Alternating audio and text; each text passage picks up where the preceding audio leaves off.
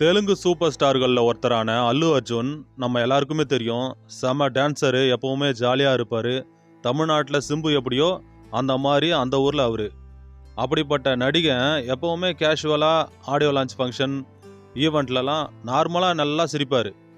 ஆனால் அந்த சிரிப்பையே ஒரு வாட்டி பயங்கர ட்ரோல் பண்ணி ட்ரெண்டு பண்ணி அவரை ரொம்ப கஷ்டத்துக்குள்ளாக்கிட்டாங்க. அதிலிருந்து அவர் சிரிக்கும் போது வாய் மேலே கை வச்சு தான் சிரிக்கிறாரு. அப்படிப்பட்ட சூப்பர் ஸ்டாருக்கே இந்த நிலமை. காரணம், நாம் ஒருத்தவங்களை ட்ரோல் பண்ணுறோன்னு சொல்லிட்டு அவங்களோட ஆழ் மனசு வரைக்கும் இறங்கி அவங்க மனசை பாதிக்க வைக்கிறோம். அதனால தான் இப்படிப்பட்ட நிகழ்வுகள் நடக்குது. ஒரு மனுஷன் சந்தோஷமாக சிரிக்க கூட முடியல, ஃபேக்காக கையை மறைச்சி வச்சு சிரிக்க வேண்டிய நிலைமைக்கு நம்ம ஆளாக்கிட்டோம்.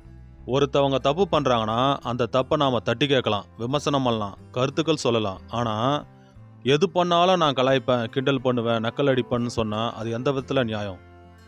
நாம் ஈஸியாக ஒருத்தவங்களை கிண்டல் பண்ணிட்டு போயிடுறோம். ஆனால் அது அவங்க வாழ்க்கையில் எந்த அளவுக்கு இம்பேக்ட் பண்ணுதுன்றத இந்த ஒரு சீன்லேருந்தே நம்ம தெரிஞ்சுக்கலாம்.